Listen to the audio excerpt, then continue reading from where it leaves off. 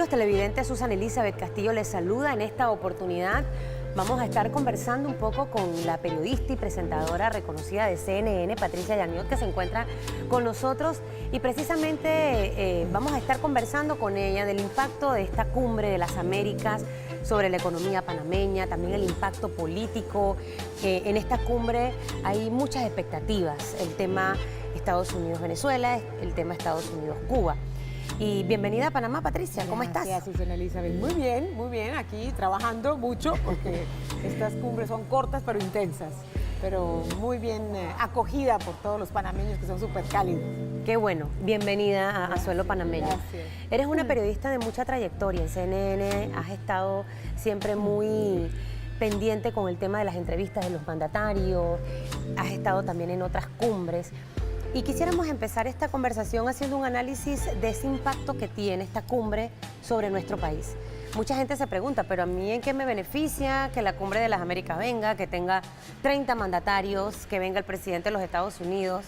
¿Cómo beneficia esto a los panameños y a su país, Panamá? Bueno, a lo mejor el beneficio no se ve inmediatamente en términos económicos, pero sí en términos de imagen.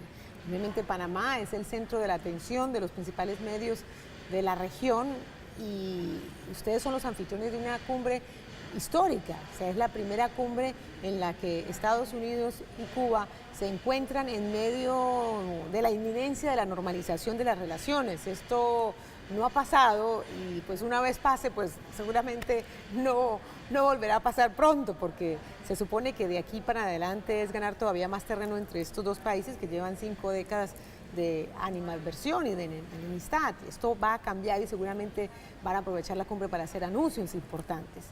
Pero yo creo que con la llegada de 10.000, 12.000, 15.000 personas a Panamá en estos días previos y durante la cumbre, pues seguramente la gente va a disfrutar de este país maravilloso, todo lo que le ofrece, y Panamá va a estar en el radar de mucha gente, o para regresar a hacer turismo o para regresar a hacer negocios, porque pues aquí tú sabes muy bien, hay un foro empresarial donde se reúnen los principales empresarios de la región, los principales presidentes de cámaras de industria y comercio, así que es una excelente oportunidad para hacer contactos y para, bueno, sentar las bases para progresar en un intercambio de lo que sea, si es a nivel político de ideas, si es a nivel empresarial de negocios, en fin, de contactos productivos, si es a nivel de la sociedad civil. También hay muchísimas organizaciones que están debatiendo esos temas que los presidentes también debaten, pero desde una perspectiva más del ciudadano promedio, de los activistas, así que creo que es una excelente oportunidad para que Panamá se venda al mundo y el ciudadano promedio seguramente se va a beneficiar en el futuro porque bueno, sí, esto es algo a corto, mediano y largo plazo. Más turismo, se van a abrir muchísimas oportunidades en el futuro para Panamá y para todos los países, pero además ya Panamá y su historia. Fue en Panamá donde se da esta reunión y no sabemos lo que va a pasar con Venezuela. Así que por ahí hay también más sorpresas. Muchos consideran, Patricia, que luego de estas cumbres, donde se pactan y se firman acuerdos y demás, cuando vas a ver la mayoría de las cosas que se anotaron en esa agenda para cumplirse no se hicieron. Entonces, de esta cumbre donde se han estado desarrollando estos foros de manera paralela, debe de surgir esa propuesta a los mandatarios, tanto del foro de la sociedad civil, del foro de rectores, el foro empresarial y el foro de la juventud. Tu experiencia en otras cumbres, al final sí se ven esos resultados cada 3 años. No, yo creo que la cumbre y la organización de la cumbre hacen muy mal trabajo en divulgar el seguimiento que se le hace a los acuerdos. De repente, cuando se leen estas declaraciones, son declaraciones muy generales que abarcan a toda la región, pero yo sí estoy convencida que independientemente cada país toma las medidas internas para ajustarse a ese marco de acción, ¿no?, que les marca el derrotero de los próximos 3 años en esos temas claves que dominaron la cumbre. Pero claro, eso no se conoce, no se divulga, porque no hay otra cumbre para anunciar lo que se hizo, hay otra cumbre para anunciar lo que se va a hacer, ¿no? Entonces creo que deberían abrir un espacio para hacerle seguimiento a lo que se hizo. Y Algo tal de vez, rendición de cuentas. Claro, rendición de cuentas. Lo que pasa es que tal vez, claro, se quedan cortos y la rendición de cuentas no cumple las expectativas de los desafíos que se impusieron los años anteriores. Entonces creo que a lo mejor lo hace. Pero fíjate que, por ejemplo, en la cumbre de Cartagena el tema fue las drogas, fue, ¿no?, abrir el debate de las drogas, y ya cada vez más mandatarios plantearon públicamente que no creían que la lucha contra el narcotráfico estuviese dando los resultados. Y ese, digamos, este cambio de matriz de opinión desde los jefes de gobierno empezó a allanar el camino para que cada vez más países aprobaran en sus legislaciones locales la dosis personal de la droga, e incluso pues un paso mucho más grande y, digamos, atrevido que da Uruguay, es que el Estado controle la producción, la comercialización de la droga, ¿no? O sea que son pasos que se dan, que de repente toman años para que se concreten. No todos se concretan, no todos se avanza. Pero salen cosas positivas. Pero salen cosas, pues no todas las que uno quisiera, pero yo creo que con el tiempo. Lo que pasa es que yo creo que los avances son mucho más lentos que las expectativas que todos tenemos. Hay mucha expectativa también con la visita de Barack Obama, presidente de los Estados Unidos, que definitivamente ha captado la atención tanto de Panamá, los medios de comunicación, como también los medios internacionales, y el mundo entero está muy pendiente de la visita del presidente de los Estados Unidos, lo que representa que Barack Obama haya estado en esta cumbre, que se haya dado ese acercamiento con Cuba, con Venezuela. O sea, ese momento histórico también ocupa un papel importante dentro de todo este marco de la cumbre. Por supuesto, por supuesto. Toda América Latina tiene muy buenas relaciones con Estados Unidos. Muchos de los países, Estados Unidos es su principal socio comercial, así que es una relación que se tiene que cultivar y que se fortalece con el tiempo. Estados Unidos, con este gobierno, pues ha hecho mucho más esfuerzos para acercarse a este continente, pero claro, tiene que lidiar con un continente de políticas diversas. O sea, no hay una unión, ¿no? Hay un respeto en medio de la diversidad, diría yo, y eso es lo que resulta difícil para Estados Unidos, ¿no?, lidiar con uno y otro país. Obviamente el tema de Cuba, el tema de Venezuela, pues es el tema que va a acaparar la atención, y Estados Unidos no tiene interés en que solamente se hable de Venezuela, por ejemplo. Tiene interés de mostrar un gesto que América Latina le estaba pidiendo por décadas, que era la normalización de las relaciones con Cuba. Falta el fin del embargo, que seguramente vendrá en el futuro, no depende de él. El embargo no se le impuso a Cuba durante el gobierno de Barack Obama, ni mucho menos, pero esto ya es o sea, Barack Obama llega a esta cumbre con algo positivo para mostrar, y es un acercamiento que el mundo le pedía, pero especialmente Latinoamérica, porque Cuba es parte de la región, por supuesto, y hay muchos gobiernos solidarizados con el gobierno cubano. Bueno, de allí, de ese tema de Cuba, Estados Unidos, Panamá, directa e indirectamente también recibirá beneficios por ese movimiento comercial que hay entre ambos países y que esperamos que se dé a partir de este momento. Vamos a hacer una pausa, amigos televidentes. Al regresar vamos a conversar un poco con Patricia Yaniot sobre otros temas de interés nacional en el marco de esta cumbre que se desarrolla en nuestro país. Una pausa y en minutos estamos de regreso.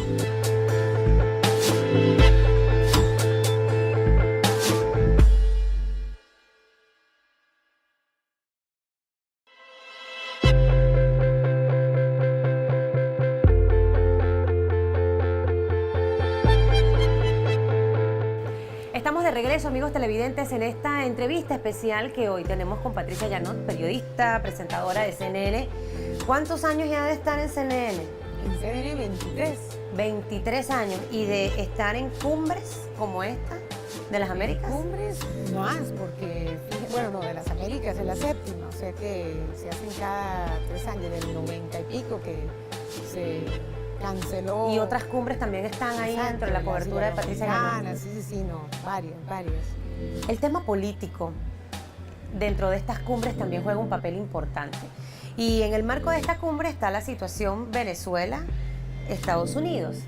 En este caso, Panamá en este momento está manejando esta situación muy diplomáticamente, Patricia. zona libre de Colón tiene un tema muy importante con Venezuela, más de 500 millones de dólares en deuda. La principal aerolínea de Panamá, Copa Airlines, arriba de los 200 millones de dólares. Entonces, estos temas políticos, ¿cómo se deben manejar?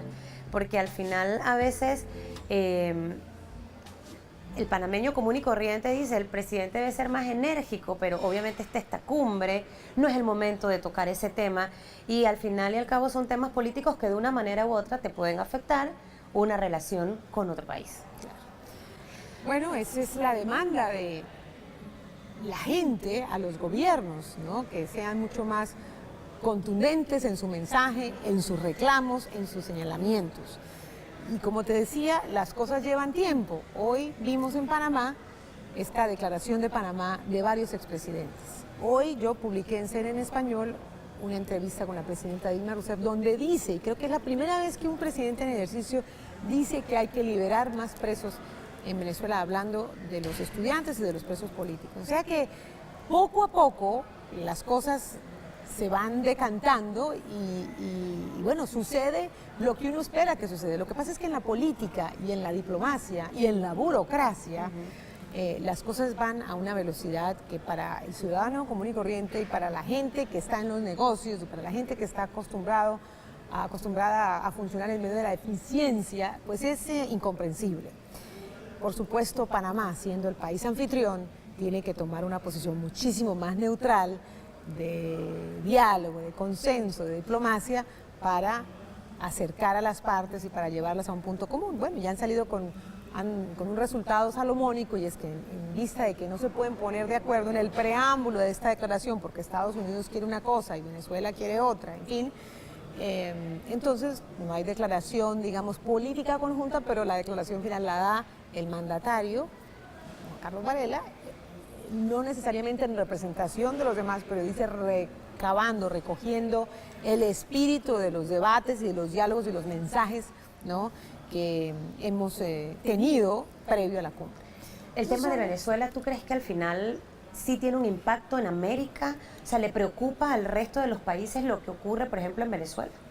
Yo sí creo porque todos los países estamos recibiendo venezolanos que están huyendo de su país por la crisis económica o por la crisis política o por la crisis de inseguridad o porque no hay futuro para sus hijos o para su familia, en fin, o porque faltan medicinas. O sea que en Latinoamérica todos los latinoamericanos estamos viviendo en carne propia o viviendo de cerca el drama de los venezolanos. O sea, yo viajo por América Latina, en todos los países hay venezolanos con el mismo mensaje, con la misma queja. Nos debe preocupar porque a tus empresarios le deben dinero, porque a tus empresarios que generen trabajo no les permite viajar, y eso por supuesto altera los balances y las cuentas internas de una compañía, y que seguramente va a requerir evaluar, ¿no?, las rutas a Venezuela, y seguramente esto generará recortes. En fin, las cosas, además que lo que sucede en Venezuela pues marca un precedente político muy importante en temas que todos creíamos superados. O sea, no se puede tolerar el abuso, no se puede tolerar la represión. Una democracia funciona con independencia de poderes, no se puede judicializar la protesta pacífica y la oposición legítima, no se puede encarcelar sin mostrar pruebas y con teorías conspirativas permanentes, no se puede, ¿no?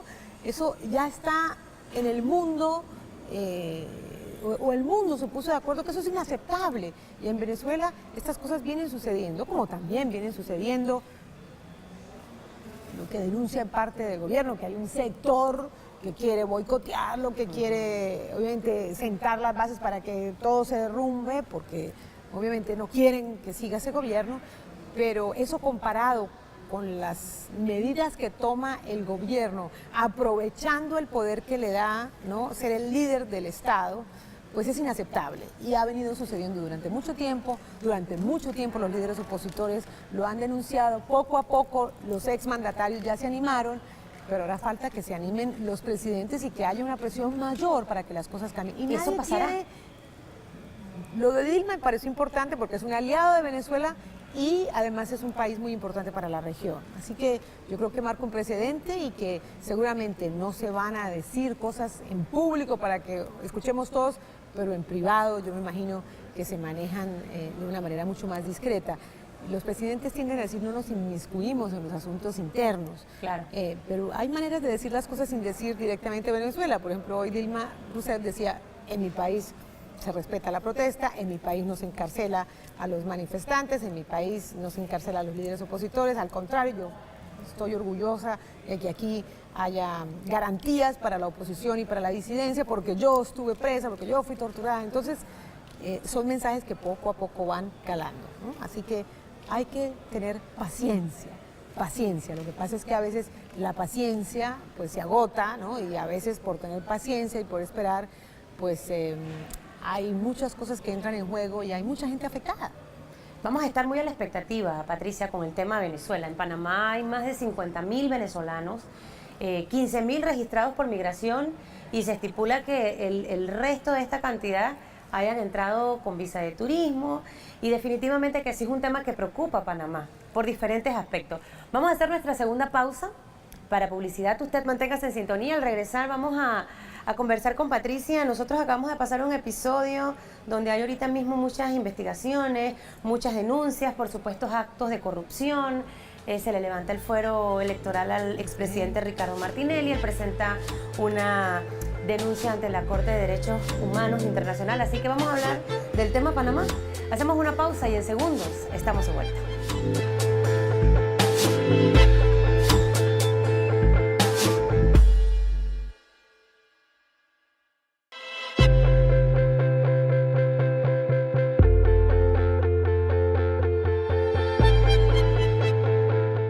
Estamos de regreso ya en la parte final de esta entrevista especial con Patricia Yanot, presentadora, periodista, con muchos años de experiencia y no podemos perder la oportunidad de conversar contigo del tema Panamá.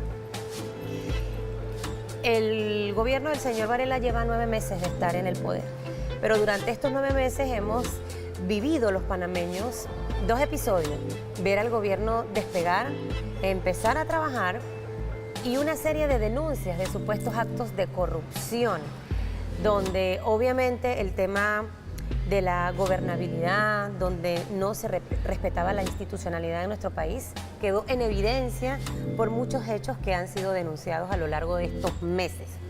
Se le levanta el fuero electoral al presidente Ricardo Martinelli, precisamente el mismo día que se le levanta, sus abogados presentan un recurso ante la Comisión Internacional de Derechos Humanos. ¿Cómo ve Patricia Yanot esta perspectiva de Panamá en ese aspecto de lo que está en este momento atravesando tanto el gobierno nuevo como ese episodio de investigaciones, denuncias y demás? Me gusta que me hables sobre ese tema porque precisamente hoy entrevisté al presidente de la Corte Suprema del Tribunal Supremo de Justicia y le preguntaba qué se puede esperar en torno al proceso, especialmente porque según la Constitución panameña no se puede iniciar el proceso de indagatoria con la persona involucrada por fuera del país. Entonces, me explicaba que hay mecanismos, si se emite una orden judicial y obviamente la policía no puede capturarlo, retenerlo para que venga a rendir indagatoria, pues se puede apelar al tratado de extradición o acuerdos judiciales contemplados en el marco de la ONU con el país donde supuestamente esté el mandatario. Y él fue muy claro, dice, iniciar una investigación no significa una imputación formal y mucho menos una condena. O sea, puede iniciar la investigación, a lo mejor no hay imputación, y por supuesto no hay condena, y lo que queremos darle garantías al presidente Martinelli. Y hablaba un poco de que a partir del levantamiento del fuero judicial, el proceso tiene 60 días para que los fiscales, o digamos el magistrado encargado de hacer de fiscal y el otro de garantías hagan su trabajo para completar este proceso. Lo que pasa es que, claro, tienen 60 días que dice se interrumpirían en el momento en que el imputado o el investigado no se presente a hacer su comparecencia. Entonces ahí, digamos, el reloj pararía, ¿no? Entonces me parece muy interesante e irónico cómo un presidente que representa a Panamá en un parlamento centroamericano está representando a un país en el que no confía y al que no puede o al que no quiere regresar, ¿no? Y al que no quiere darle la cara de todas las denuncias. Darle la cara, exactamente, exactamente. Entonces, me parece muy importante que Panamá aproveche el episodio de corrupción de este magistrado de la Corte Suprema, de este expresidente de la Corte Suprema, el señor Alejandro Moncada, para que se inspire en un proceso de rendición de cuentas, de transparencia de los magistrados y de todos los funcionarios públicos. Estaba leyendo o estaba averiguando que los funcionarios tienen la obligación de presentar su declaración de renta cuando entran al servicio público y presentarla cuando salen al servicio. Por eso, en eso pueden pasar 30 años. No la presentan cuando cambian de un puesto al otro. Entonces, los que lo presentan lo hacen en forma voluntaria, pero la ley no los obliga. Y es muy importante que la población recobre confianza en un poder fundamental para el funcionamiento de una sociedad, que es la justicia. O sea, si los magistrados del máximo Tribunal de Justicia están cuestionados, ¿qué se puede esperar de los jueces? O sea, de los jueces de segunda y primera instancia para abajo. Entonces, creo que la justicia, si hay impunidad, ¿cómo resolvemos las diferencias en estos países donde hay tanta diversidad, donde estamos todos polarizados, donde pensamos que el hecho de que tú pienses diferente de repente es personal, que no hay un respeto al debate de ideas, así sea divergente, o sea, que nos cuesta tanto, ¿no?, tener tolerancia y asumirlo como un debate genuino de la democracia. Entonces, si no hay un árbitro en el que podamos confiar, ¿cómo resolvemos nuestras diferencias? Entonces, es muy importante que esa lección, que fue muy dolorosa para Panamá, pues se aprenda y de eso se contagie todo el sector público. Exactamente. Más de 39 denuncias tienen algunos de los magistrados que todavía están en la Corte Suprema de Justicia. Y obviamente está en manos de la Asamblea Nacional de Diputados el poder investigarlo. Así lo establece la ley. Y viceversa, la Corte investiga a los diputados del Parlamento Legislativo. En medio de todas estas denuncias, Patricia, también está el tema de exfuncionarios del gobierno del señor Ricardo Martinelli, algunos detenidos, su secretario privado está fuera del país. Esta imagen, o sea, que nunca se había visto de un gobierno panameño. Saliente. Exacto. Claro, o sea, porque no había pasado esto en la historia, un magistrado de la Corte Suprema de Justicia detenido, involucrado y que confiesa, de hecho, sus delitos. Esta imagen que proyecta Panamá en cuanto a estos casos que estamos viendo, y visto desde tu punto de vista como periodista. Es grave porque es un cáncer que nos carcome en todos los países. Y creo que esto que le está sucediendo al presidente y a su gobierno, pues sienta un precedente, marca un ejemplo. Y ojalá que los magistrados tengan la determinación de llevar las investigaciones hasta las últimas consecuencias. Yo creo que la sociedad civil, todos, desde los medios de comunicación, los líderes empresariales, los líderes sectoriales, las universidades, los activistas, los sindicatos, o sea, tenemos que poner presión para que los políticos, o sea, vuelvan a hacer buena política, ¿me explico? Para devolverle la función de servicio a la política. Eso sí que va a ser un proceso largo, pero yo creo que las mujeres tenemos un papel muy importante para jugar como madres, las mujeres y los educadores tienen un papel muy importante que jugar. Seguramente los frutos de este esfuerzo no se verán en 2 generaciones.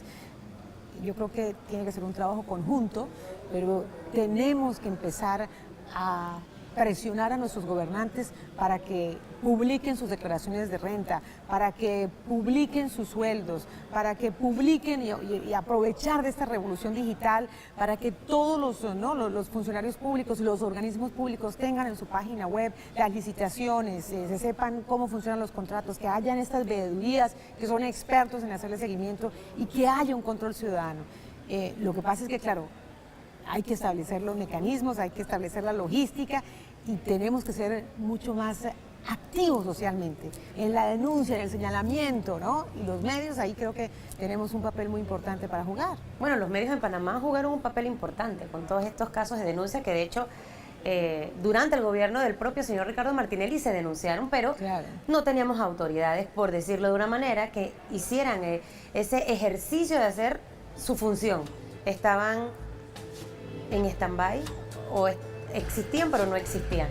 Creo que es importante haber escuchado el análisis de una periodista como Patricia Llanos hablando de diversos temas en esta entrevista especial que hemos culminado. Gracias, Patricia, por haber conversado con nosotros en el día de hoy. Susan Elizabeth Castillo se despide y en una próxima ocasión estaré con ustedes. Hasta pronto.